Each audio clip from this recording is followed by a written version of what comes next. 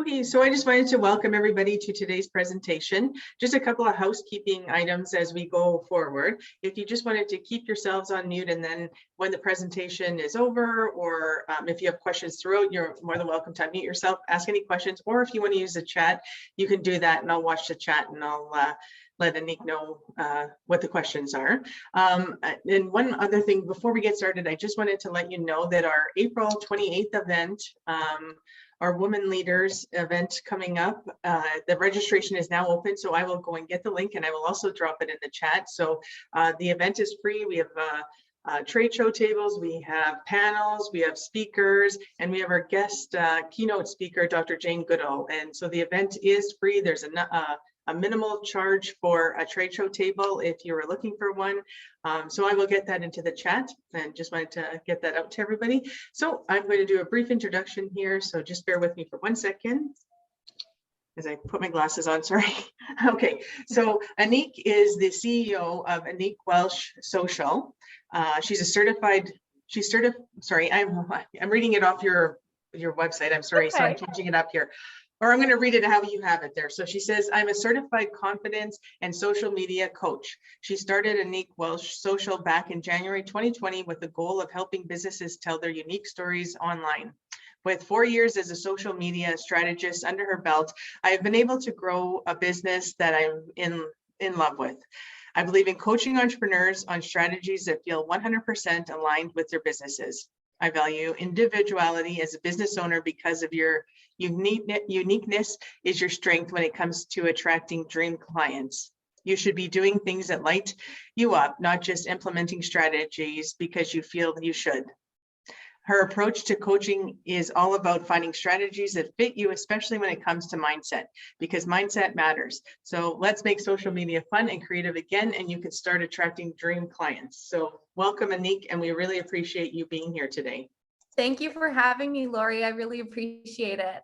Yeah, so the gist of it is that I'm a social media manager, but I also do social media coaching, mindset coaching, confidence coaching. I'm a certified coach. So today we're going to be talking about client boundaries, setting better boundaries with our clients. And I'm super excited to be touching on this topic. So thank you for inviting me, Lori. I think it's something that we don't talk about enough, especially when it comes to dealing with clients. It can be really difficult as entrepreneurs because we want to do everything we can to help our businesses succeed, right? And we want to take on everything that we can, but sometimes we sabotage ourselves by doing those types of activities. So I have a couple of pointers that we're going to go over today to help you put some really good boundaries in place and to be a little bit kinder to yourself throughout the business process. So I've put together a presentation, so I have some visuals.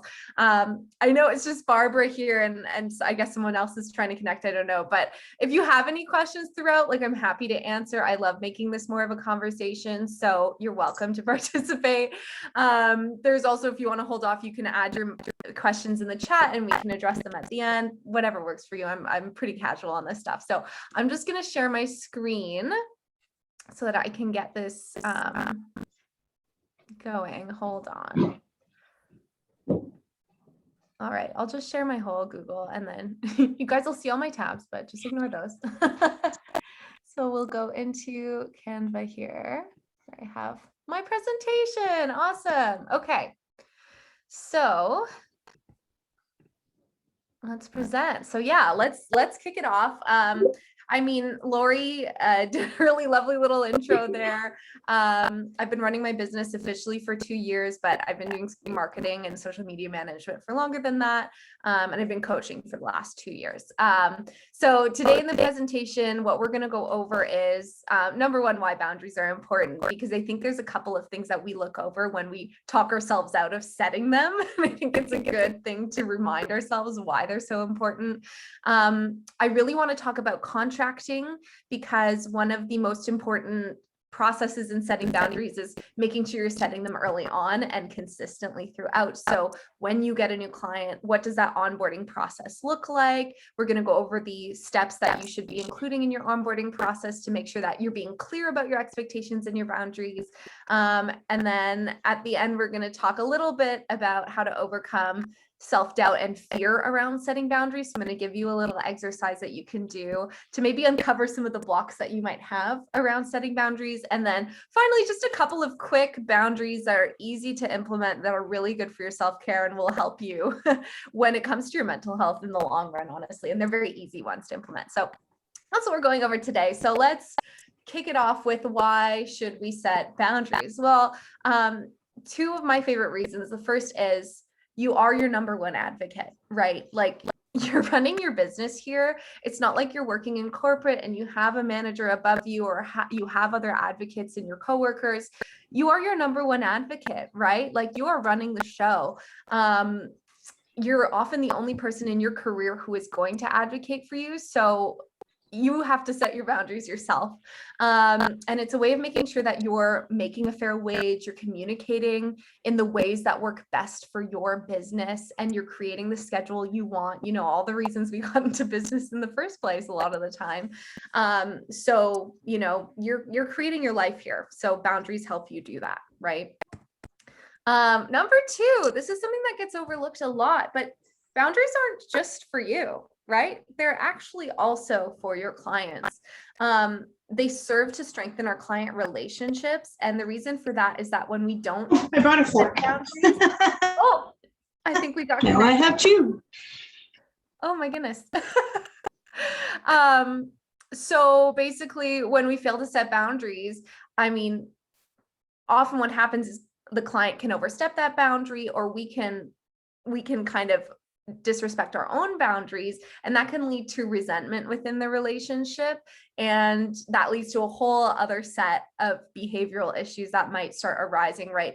Maybe you have some resentment over the pricing you set, and so the quality of the work suffers, or you're less attentive to the clients, you're not serving them in the best way possible, right? By charging the right price, you're able to feel confident that you are serving the client to the best of your ability. Sometimes, expectations aren't clear, and so we feel like we have to over deliver for the client, and that can really hinder the relationship.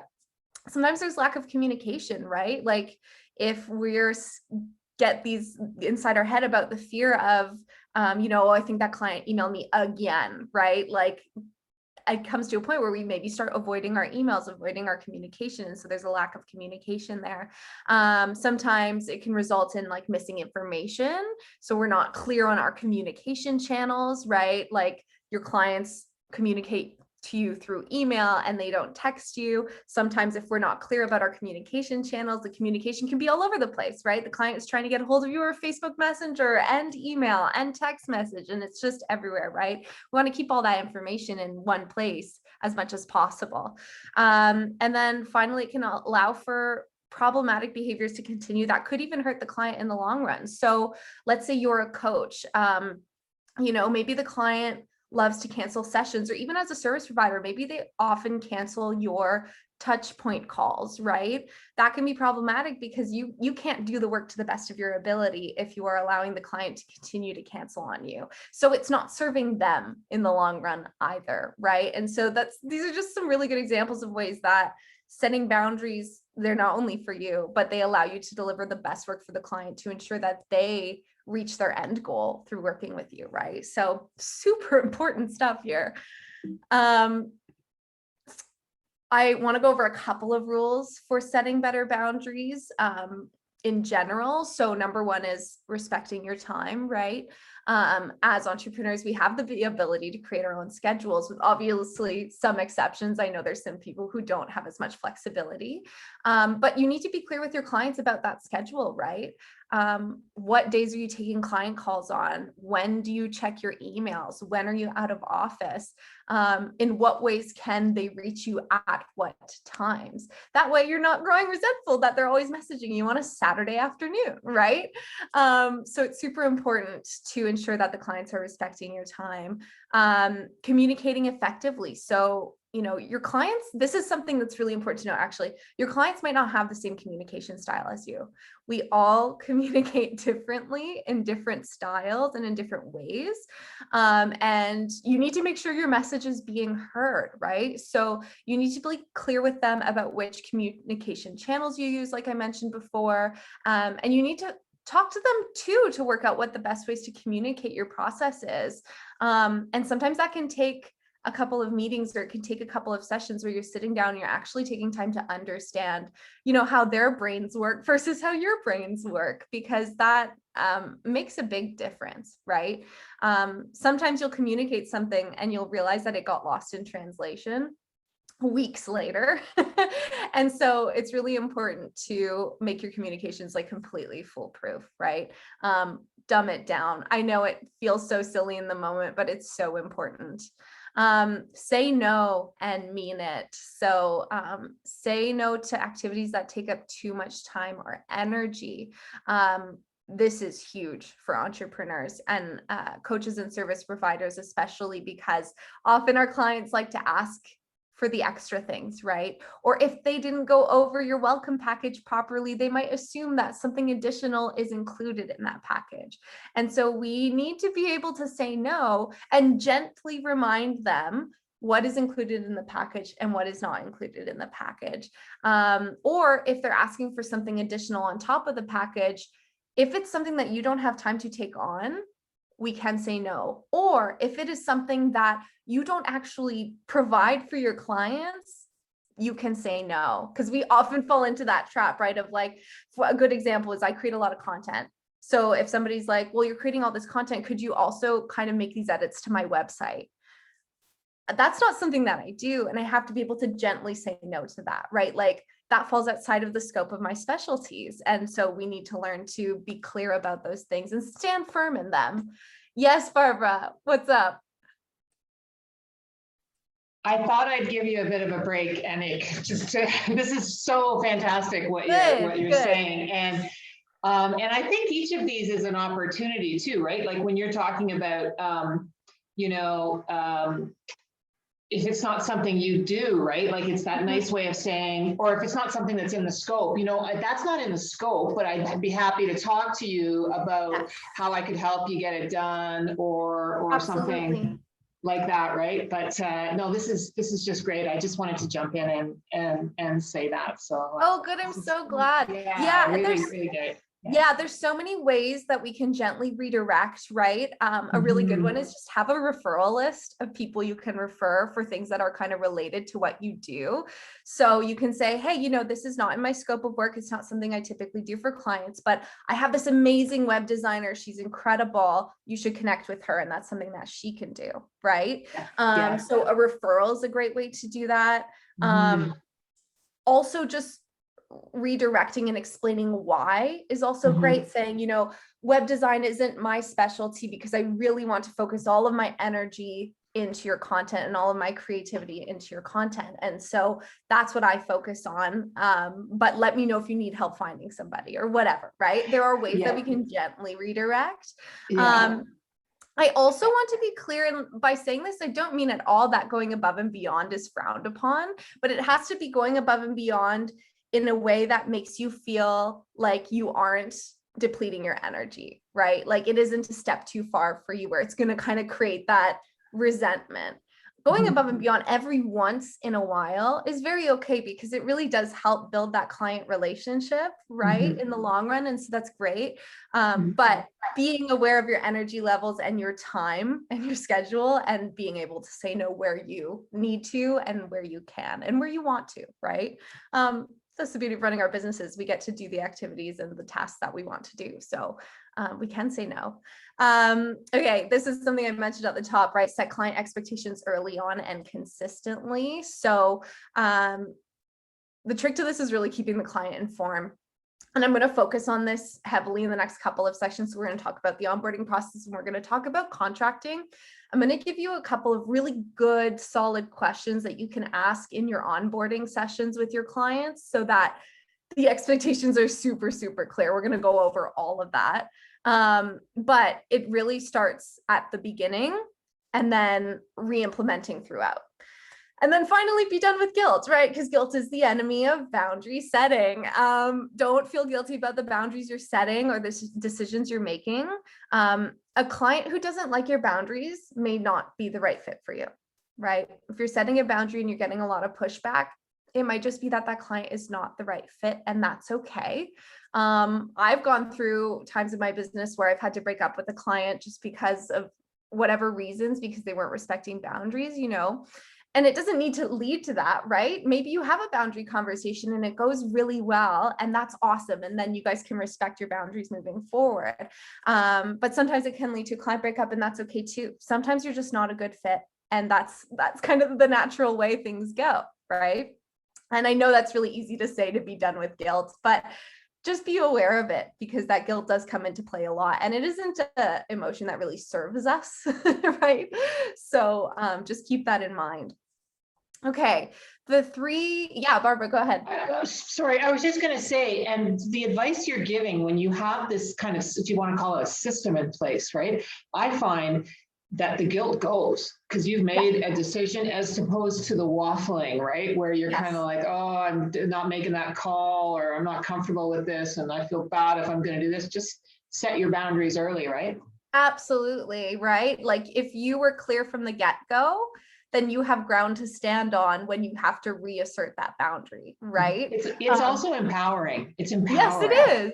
It is, right? Because you're respecting yourself, right? And you're respecting the client too by doing that, as we talked about earlier. So yeah, I couldn't agree with you more. And we'll talk about that, that kind of waffling, which is funny that you bring that up, because the thing with that is when you get really strong on your boundaries, the way to do that is you need to figure out what your boundaries are first, right? Before you set them, and you learn that as you go, right? Sometimes the client will do something, you're like, oh, I wasn't really okay with that. And then you learn that that's a boundary for you moving forward. And so then you can add that into your contracting and onboarding processes to be clear from the beginning, right? It is a bit of a learning process too. And so be kind with yourself as you're learning, but it does get easier as you go, because you become clear on like, oh, I don't do this for people, and this is my weekly schedule, and this is when I get back to people. So that becomes much clearer for you as you go. But the main kind of types of boundaries that I want to focus on today are relationship boundaries. So, this is where you determine what is that level for you. Are you someone who likes to be friends with clients? Or are you someone who says, nope, that's a boundary. I don't want to become friends with my clients. Maybe you're a coach and you need to stay at arm's length, like whatever it is.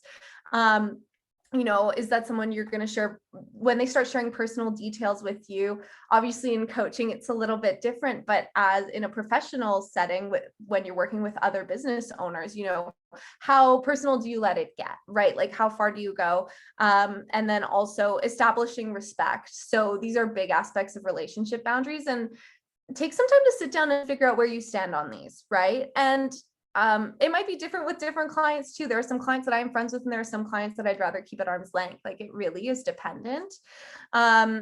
The second type of boundaries we want to cover today is service boundaries. So as we talked about the services offered to your clients, so what's actually included in your package?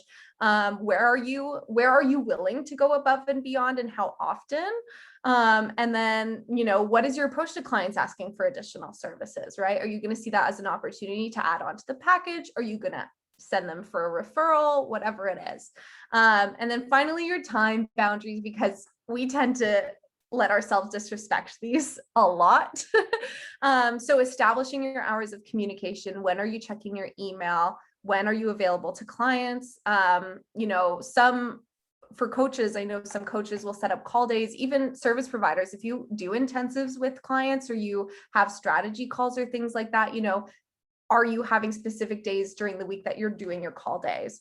And then finally, for service turnaround time, are you willing to do stuff really quickly for people? Or do you need like some notice? So be clear on your service turnaround, which is super important. So like I just mentioned, the first step is identify your boundaries, right? That's going to be number one. So everything we just went over is going to really help you get clear on that.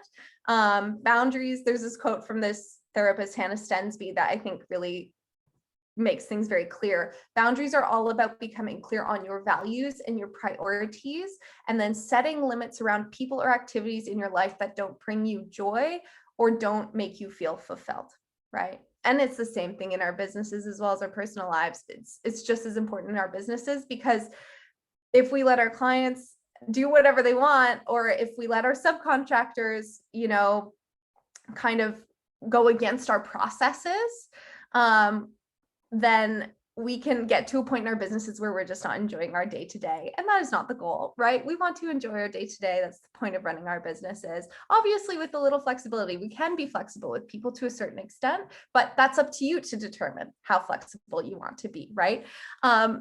Give me a second, you guys. I got to plug in my laptop. I am notorious for this. It's going to die. Hold on. I have my charger right here. All right. I am the worst for that. I always do that. My friends always make fun of me. Like, is your phone dead again? Yeah, probably. Okay, cool.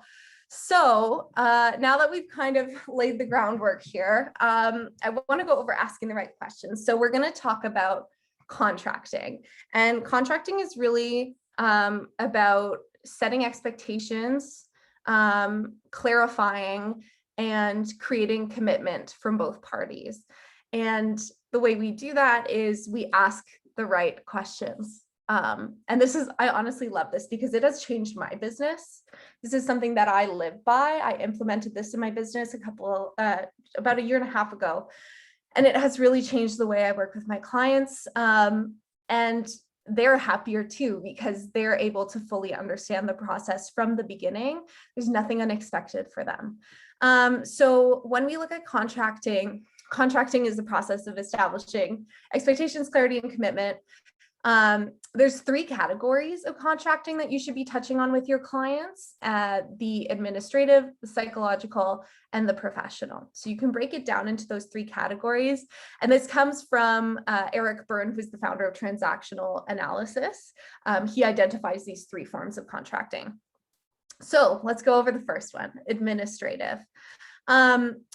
Administrative structure contracting is probably the one you're most familiar with right off the get-go, because this is all about financial systems, communication, structure of services. It's basically like what you're outlining for people, like how many sessions are we going to do, or what how long will the meetings be, that kind of thing. So we look at the structure of services, which includes how often will we meet and how long will the meetings be? What is the deadline to use all of the services? Because that's important. Sometimes we overlook that, right?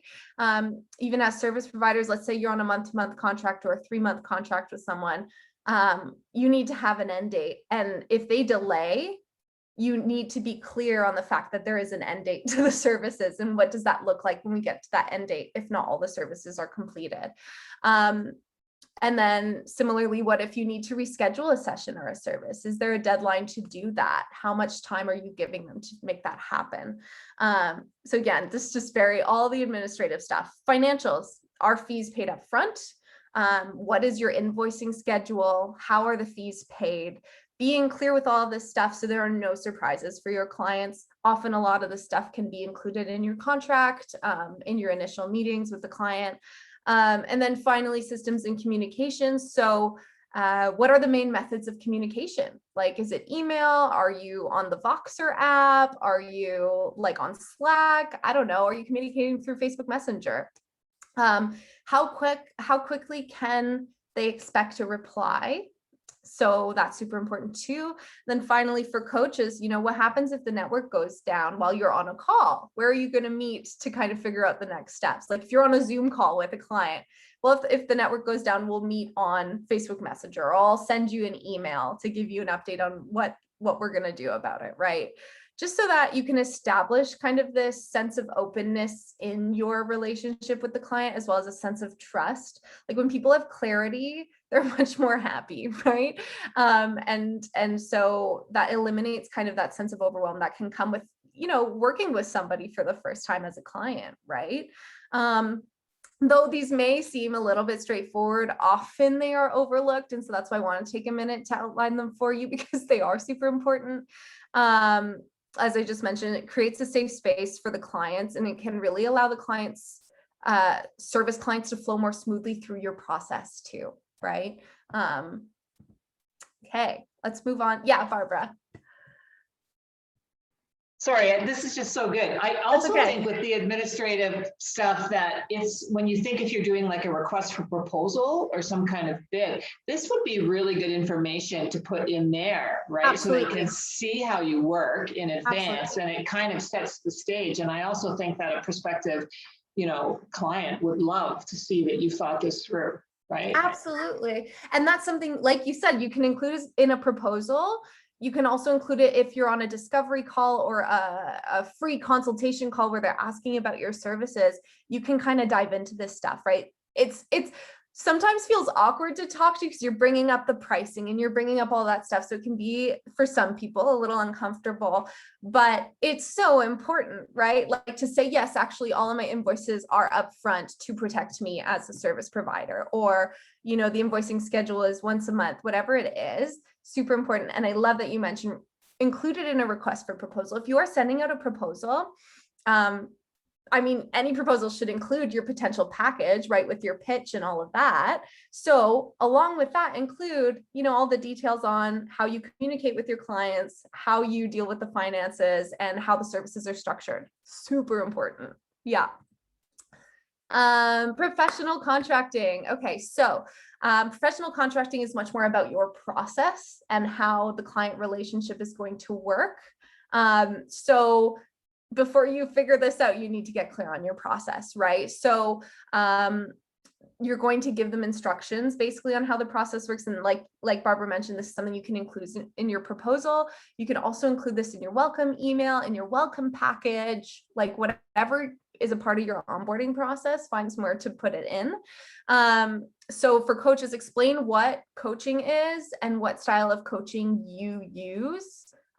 Because that's super important, and what that will look like on a call, because often people don't know. If they've never worked with a coach, they have no idea what that's going to look like.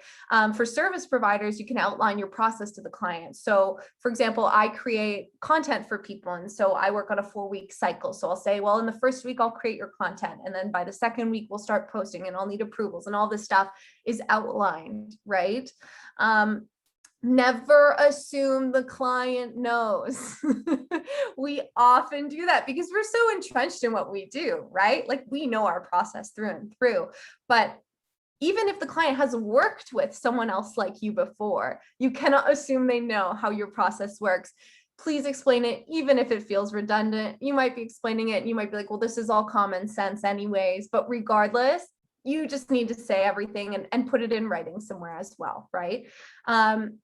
Clients may also come in with expectations based on what they've read or experienced before working with other people. So get to the bottom of those expectations with strong questions. So these are my favorite questions to ask clients when they come on. I like to do it on an onboarding call because I like to chat with people, like I'm just social. But you can also do this in a questionnaire format if you don't have the time to hop on calls. Depending on what your process looks like, there are different ways to integrate these things. So one of my favorite questions, have you worked with someone like me before, a coach or a service provider? What was the experience like for you? Because that will tell you a little bit about them as well as what their expectations are, right? If they come in and they say, well, I worked with somebody, but they were late on delivering everything, and that was really frustrating for me. Great. I can fulfill that expectation. I know I'm going to be on time with my deliverables. And it creates this reassurance for you as well as the service provider or the coach. What is it about me that made you want to work with me? This one might feel a little bit vain when you're asking it, but I think it's really important because it has helped me gain clarity with my clients on what exactly it is that drew them to me, which number one helps me in my marketing, but number two also helps me to figure out what can I play up while I'm working with them? What exactly are they looking for from this experience of working with me, right? And then I can emphasize that for them. What do you hope to achieve by working with me? This one's just clear. You're literally asking them, what are your expectations over the next however long we're working together, right? What are your expectations in this process? How would you like me to demonstrate they are being met? Sometimes they won't have an answer for you on this one, but I think it's still good to ask. And then finally, follow up with any of these answers that you need a bit more clarity on. Follow up with, and what do you mean by saying ... So if you need clarity on one of their answers, ask them further, which is why I like to do this on a phone call, because I can ask them to elaborate, but you can test it out in a questionnaire as well. Okay, last section of contracting is psychological contracting. So this is all about what is unwritten and invisible. So you really want to get clear here on communicating challenges and dissatisfaction. So this is really how you're going to make sure that if someone is finding the relationship challenging, that everyone feels that they have a space to be able to share that within the relationship, which can be really important for creating openness. Again, this section is super applicable to coaches, service providers. You can take some of it and leave some of it. I don't use this on all of my service clients, but it can be really great in knowing that there is clear communication, that they are telling you everything, right? And so it helps to eliminate a little bit of self-doubt. And then try to make an agreement that if the relationship has become challenging, it needs to be communicated and it can be taken, and then try and create openness so that that communication can be taken as data in a depersonalized way, right? So by setting this out at the get-go, it can really help depersonalize it along the way, right? And so questions to ask to help kind of establish this psychological contract is asking, how do we create openness in the relationship? How do we make sure that if one of us is finding the relationship challenging, we feel we have a space to be able to share that? And I've asked these questions to clients before, and often they'll just say to me, well, you know, I am a pretty forward, open person, so I will communicate that to you. And then it's like, great, okay, so we've created a contract here that you have agreed to communicate that to me if this so happens. What do you need for me to bring out the best in you? This one's great for coaches. If I notice that you might be self-sabotaging, how would you like me to share that feedback with you? Again, not super applicable for service providers. And then lastly, how challenging do you want me to be as a coach? So how much support do you want versus how much challenge do you need? Again, a really good one. But like I said, this one's a bit more applicable to coaches. Okay, let's talk about building this all in. So like you have the questions, you have the details and all this stuff. How do you actually implement it now, right? So I touched on it a little bit, but I want to go over the key elements that you can include in your onboarding process. So I'm going to go over 5 elements. You can take or leave whichever ones. I've included all of my favorites. I don't use all of these all of the time, so you can take it or leave it. But a welcome email is really great. So once you've had someone say, hey, I want to go ahead and move forward with your services, you send out a welcome email, which can really help with your administrative contracting. So in this email, you can include your contract, your invoice, a short introduction, a link to book an onboarding call if you so choose to do an onboarding call, as well as a welcome package. So essentially your welcome email will outline your onboarding process to the client. And this is key because it's important to send this in writing so that you have it documented somewhere. And so I'm a big fan of the welcome email, and then you can pick and choose what you want to include in it. It's also really great because then when a client says, I want to move forward, what's the next step? You say, I will send you a welcome email with everything you need. The welcome package, also a great option for administrative and professional contracting. So it can outline your process and set expectation for methods of communication. It should also detail the package that you are providing, any relevant timelines, and onboarding tasks that need to be performed by the client before you can start your processes. So I know as service providers, often we need information from the client. In the marketing world, I need logos, I need any photos that you might have, I need information on your branding. So there might be tasks for the client to perform, including obviously signing the contract and potentially paying the first invoice if you ask for payment upfront. So the welcome package can be a great option. If you do send out RFPs, requests for proposals, then you can include some of the stuff in that request for proposal, as we were talking about a little bit earlier. And then your contract and invoicing. aside from all of the pertinent legal information that you already have in there, I do recommend you have a little section, like an attachment, that outlines the package details again. So everything that's included in the package in detail, as well as your payment schedule. So that's clear. And then be clear about your invoice due dates. The last two elements of the onboarding process that you can include are a questionnaire application. So some people might have an application for a client. That may be the first step in the onboarding process. If someone says, I want to move forward, they say, okay, I have an application for you to fill out. Or after they've been onboarded, in that welcome email, you send off a questionnaire to get more information from them. So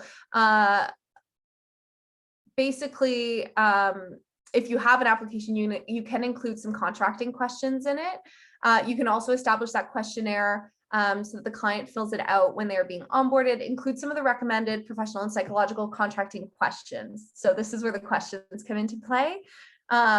If you want more details on these questions, you can do an onboarding call or a kickoff meeting or a kickoff call, whatever you want to call it, where you can bring these questions into play as well. So if you're going to do a call, I recommend you prep a list of the questions you want to pick and choose, and ask the client on this call. So this is where you'll be able to verbally communicate your methods, your processes, your boundaries, and other instructions the client should be made aware of. So this is where your questions come into play, which is really great.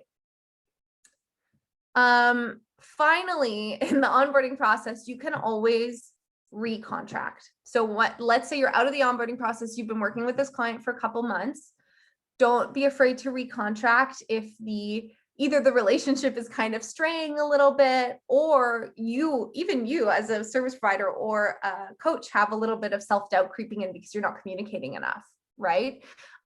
You can always recontract. So you can have a session with the client where it could take like 5 minutes, and you sit down and you ask them a couple of questions.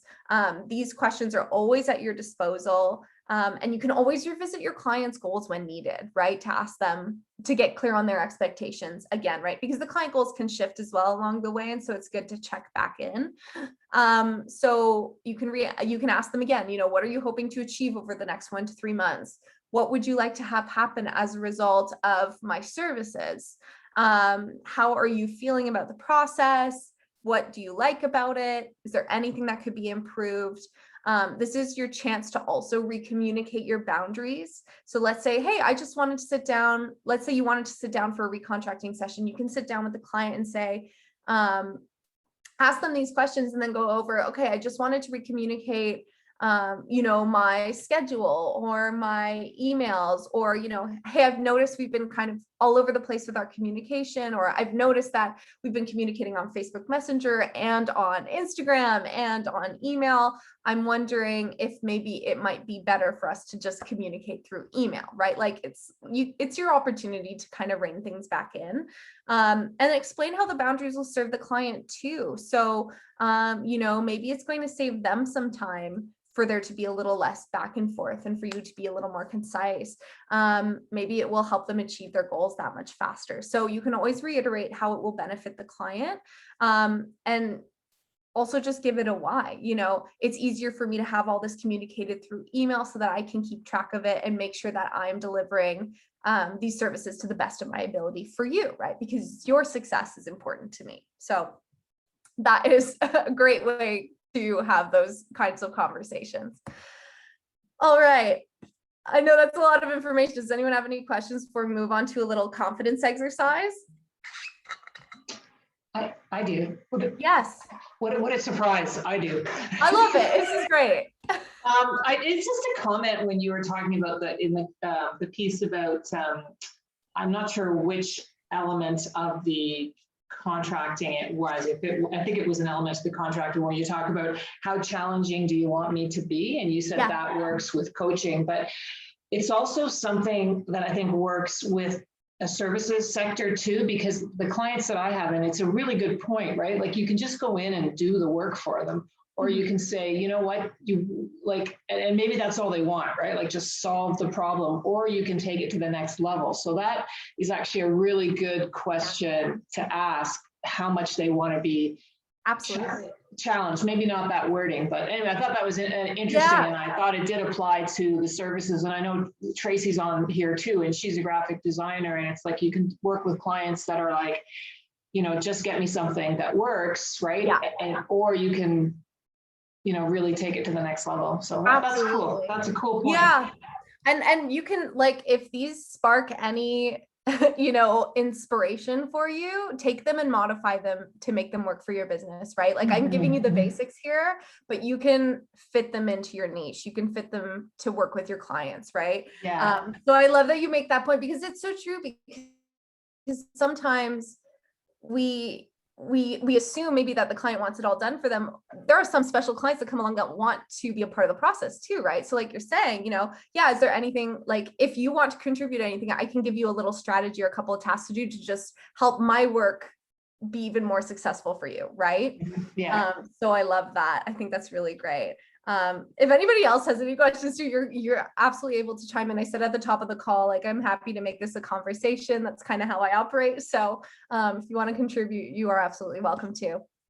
So one of the biggest kind of barriers to setting boundaries can be confidence. It can be a little bit of fear coming in. It can be guilt.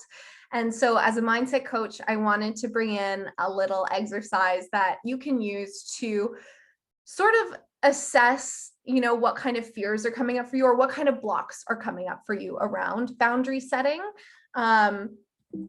And I think this will be helpful if it's something that you really struggle with. And it will be a nice little accompaniment to the contracting questions and the onboarding. So overcoming fear of setting boundaries. So the first step that I want you to take is to identify a time when you might have avoided setting a boundary with a client, or felt kind of, Barbara at the top of this call said, that waffly feeling of like not being sure if I should set it or not. And I want you to identify that situation. Think about it. Maybe the client asked you to do something extra for them and you just it was easier to give in. Maybe you gave them a service for free. Maybe you let them deviate from your process a little bit just because it was easier than establishing the boundary. If you can identify a time, that would be really great. After doing that, the second step here is asking yourself, why did you avoid setting that boundary? So what was your underlying fear in that? Were you scared of losing the client? Were you worried that you might taint your reputation? Were you concerned you would annoy your client? Like, what was the fear around that? Because that's going to really inform what is blocking you here. The third step is, this is the work. So my first prompt for you is to make a list of 20 negative consequences of having avoided that boundary, having avoided setting that boundary. So a couple of good examples here. Did you feel resentment towards the client? Did the quality of the work suffer? Did you work extra long hours to get things done with not extra pay? What were the negative consequences of not setting that boundary? And I want 20 of them. It's a tough list to write, but it's really effective. Yeah, and you can just note these and do this exercise on your own time. Step 4, what are the benefits of setting boundaries? So I want you to list 20 benefits of setting boundaries. These are a couple to kick you off here. Is it that you get to have more freedom in your business? Maybe your clients end up happier because there are clear expectations. Maybe you feel more inspired because you get to spend energy on the things that actually light you up in your business.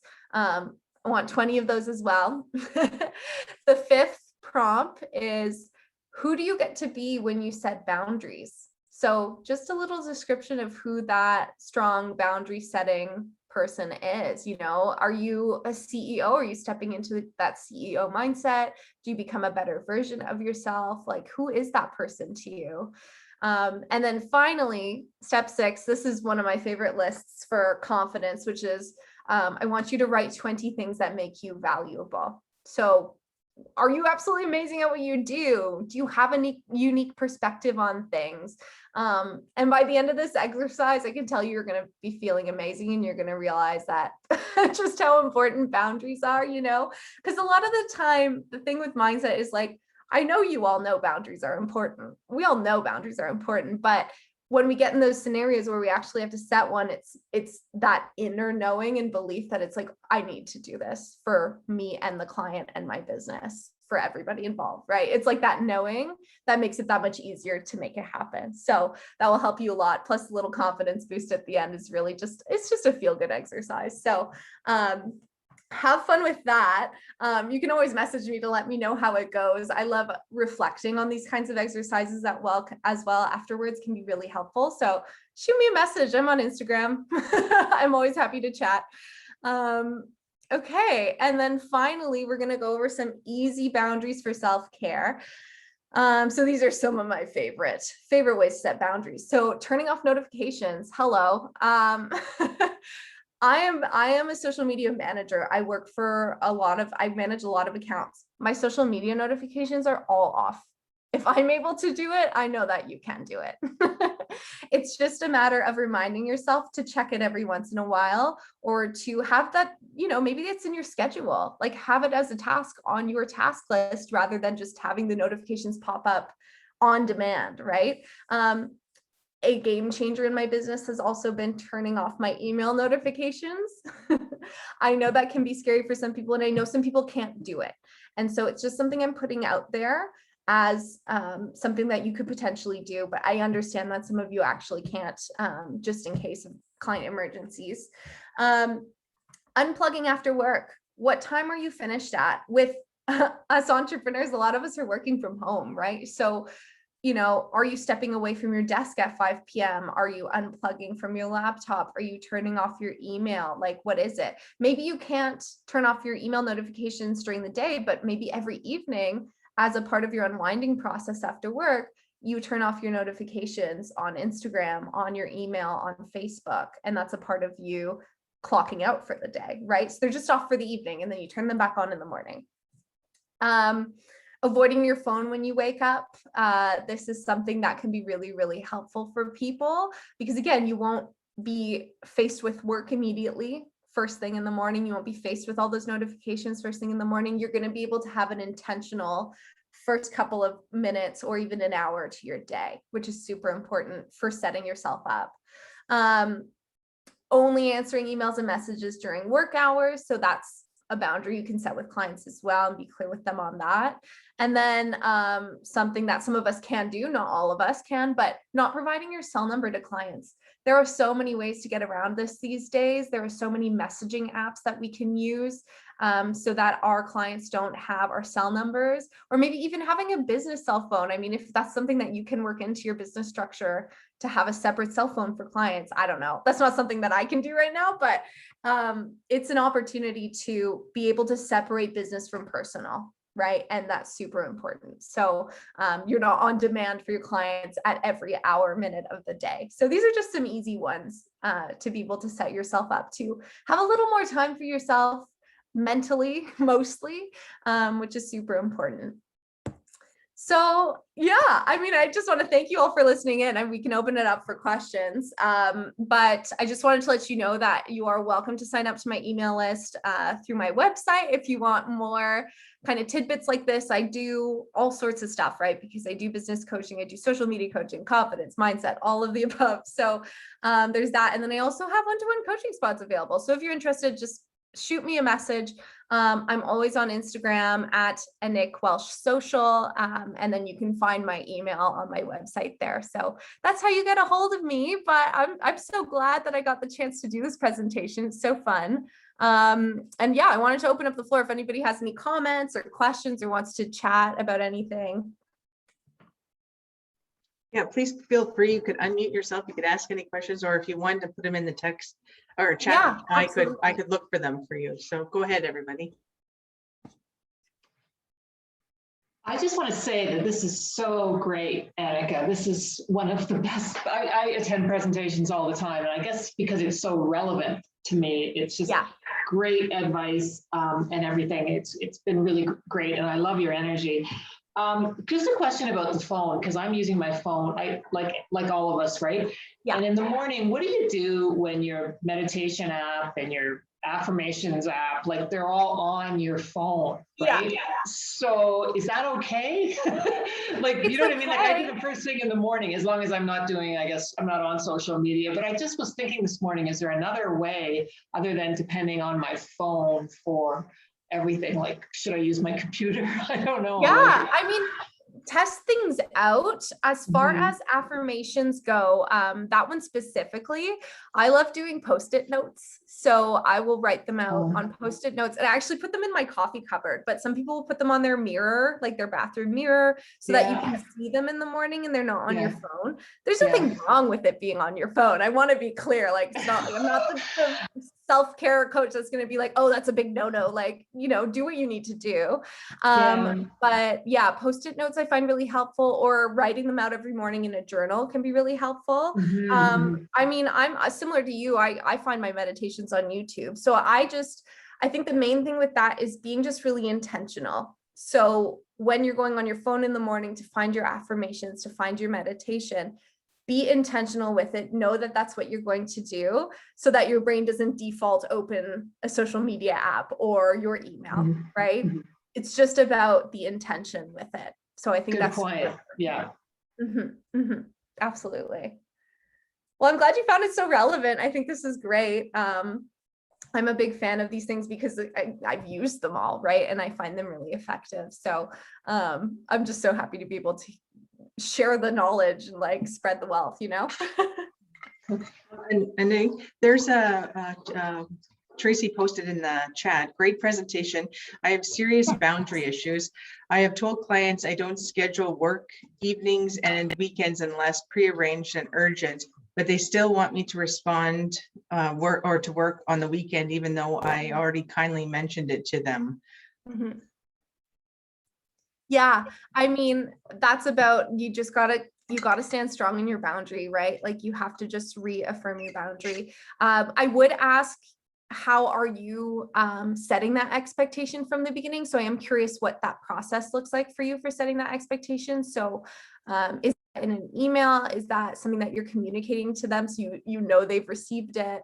I'd be curious to know what that process looks like for you. But as far as recontracting goes, right, that's something that we talked about. Boundary setting is about setting them early, but also consistently. So just, you got to stand your ground. You know you don't work weekends, right? And so that's something that you have to say to people, and you can say, hey, this is something that I can get to on Monday, or I can get this done for you on Friday before my weekend starts.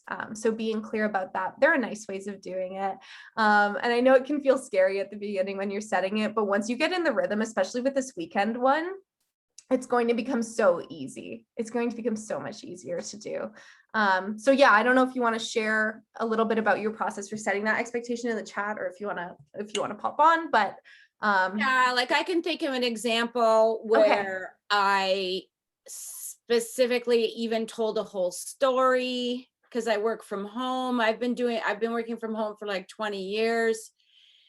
And like years ago, I'd have a client that would like call, like before a lot of email and stuff, call me evenings, weekends, like, and like, if I didn't respond, call me again. Like I would get so stressed out, and I finally let that client go. But I told the story to another client, like, cause she would say, oh, let's have a conference call, Zoom meeting, whatever, at 6 o'clock. And I'm like, I said, well, I told her the story, and I said, I don't, unless it's like really urgent or something, like I try to work between normal office hours. And then she would just do it again anyways. Like I had an actual conversation. Yeah, no, and I think that's great. So a couple of things that come up for me as I'm hearing this is, number one, I think it's really important for you to know that no is a full sentence, right? So you don't have to tell this story of this other client. That's not necessary to set the boundary. All you have to say is, and you can do it gently and kindly. All you have to say is, I don't work past 5 o'clock on Tuesdays or Wednesdays or whatever. So I can set up a call for you at 3 o'clock. That's my availability that day, or we can meet next week, right? You don't have to explain why you don't work late, right? Like Yeah. You don't then have to I do feel that. like guilty, right? Then I'm like, Well, oh, yeah. right. But if you, right, then that's important to remember, that if you feel that guilt, if you continue to let them meet with you after hours, you're going to start to develop some resentment in that relationship, right? Because you're going to say, oh, frig, I have another client call tonight, like when I want to be just relaxing or doing my thing. And then what happens there is that there becomes a dynamic of resentment within the relationship, and that's not good for you, and it's not good for the client, right? Yeah. So that's not good in the long run. And so it's important to remember that by setting that boundary, you're not only helping yourself, you're also helping them. But would you suggest like saying like say if someone says, oh, 2:00 on Friday, oh, I need this, can you get it to me by Saturday? Then you say, I don't work weekends, but I can get it to you Monday, right? Like you got to just set your timelines up from the beginning. It's you got to hard set expectations for your turnaround right? time. Yeah. And if you don't want to deliver stuff within a 24-hour period, make that a part of your onboarding process. Say, my deliverables take about 48, 72 hours if necessary, and I don't work weekends. So that's business days, right? And just have that in writing somewhere. Make sure you're communicating it to the client. Like we talked about, right? It's about doing it at the beginning, make sure you're doing it properly. And then also throughout when those things come up, right? If somebody asks you if you have availability at 6 p.m., say, no, I only have availability during the day. End of conversation, what time works for you? Often I'll just send people times. I'll say, hey, I've got availability Tuesday morning at 10 and Wednesday at 2 p.m. Which time works for you, right? So I think that will be good, but you need to get rid of the guilt because it's not serving you and it's not serving the client, right? And you'll have a better relationship with your clients if you're able to maintain these boundaries as well. Yeah. And like you said, like that client you had to get rid of, sometimes clients aren't just just not a good fit for us. And that's the reality of it, right? Yeah. Thank you. No problem. Melissa said she loved this. So many great takeaways. Thank you for sharing. Good. I'm so glad, Melissa. Thank you. You can always reach out if you have any questions, but I'm so glad you guys were great. This is lovely. Well, thank you so much. And we really appreciate you coming in. And it was a different topic too. We haven't done something like this in a while, that I can remember, right? So this is a really great, really timely, you know what I mean? And really informative. So thank you so much for this. We really appreciate it. And thank you everybody for joining us today. Great to have you here, and look forward to having you join us next time. Awesome. Thank you so much, Lori. It's such a great topic. So I'm just so glad to have been invited to share about it. Sounds good. And you know what, maybe we could look at some other topics that you have. Absolutely. I'd love to come back. I've got so many. Sounds good. Well, thanks, Annik, and thanks everybody. And we'll see you all next week. Thank you.